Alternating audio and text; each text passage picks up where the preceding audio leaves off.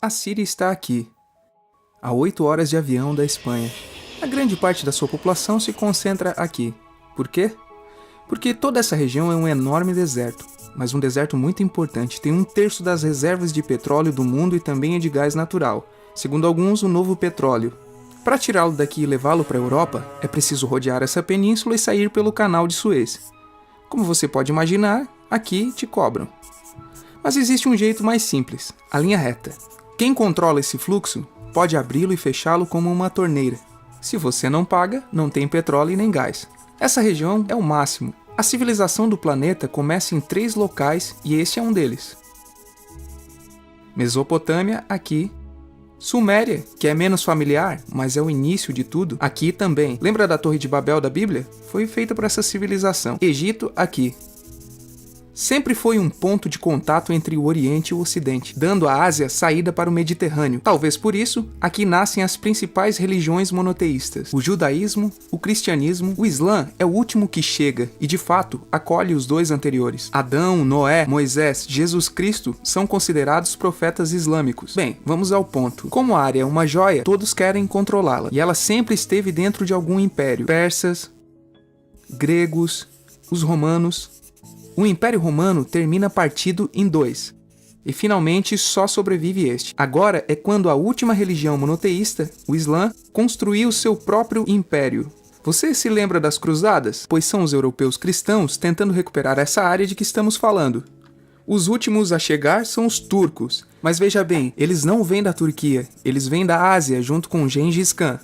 Eles conquistam tudo e fundam o Império Otomano. O Império Otomano permanece aí até a Primeira Guerra Mundial, 600 anos. Quando acaba a Primeira Guerra Mundial, aparecem pequenos países onde estava o Império Otomano. E pela primeira vez, vemos a Síria no mapa. Até agora, tínhamos desenhado para não nos perder.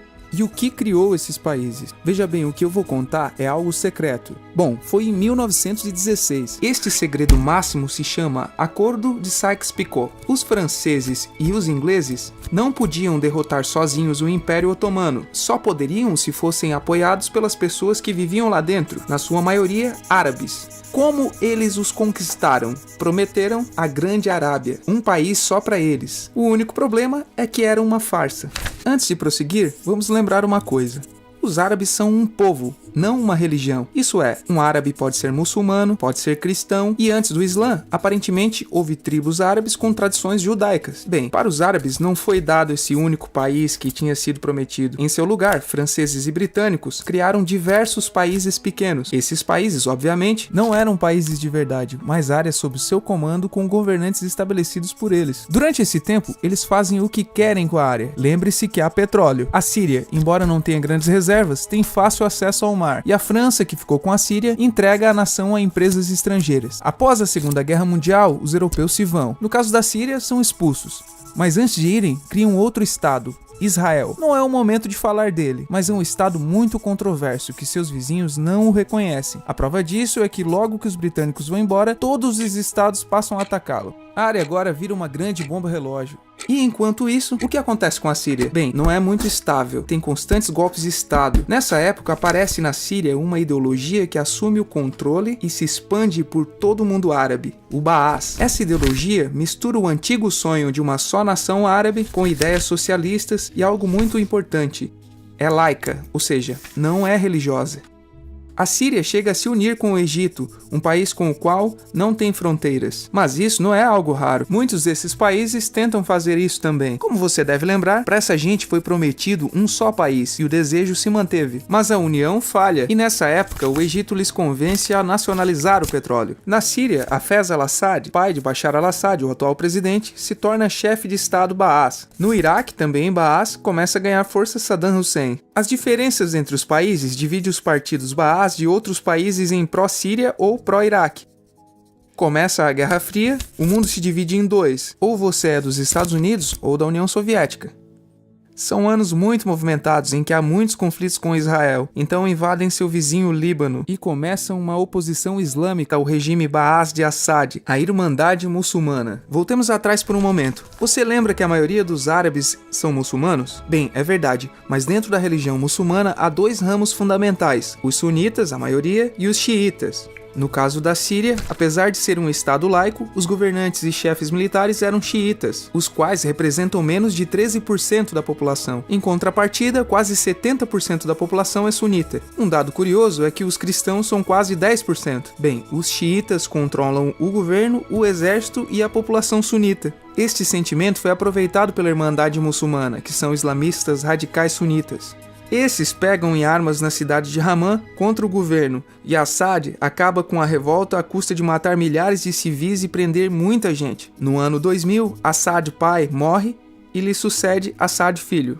Frente a diversas pressões, liberta muitos presos, traz internet e esperança de mudanças. Há um período de grande debate político e aparece oposição. Também retorna a Irmandade Muçulmana. Os anos seguintes são difíceis. Prendem a oposição e Bush inclui a Síria no eixo do mal. Ele apresenta suas propostas e aí já está à mostra o que acontecerá com a Síria.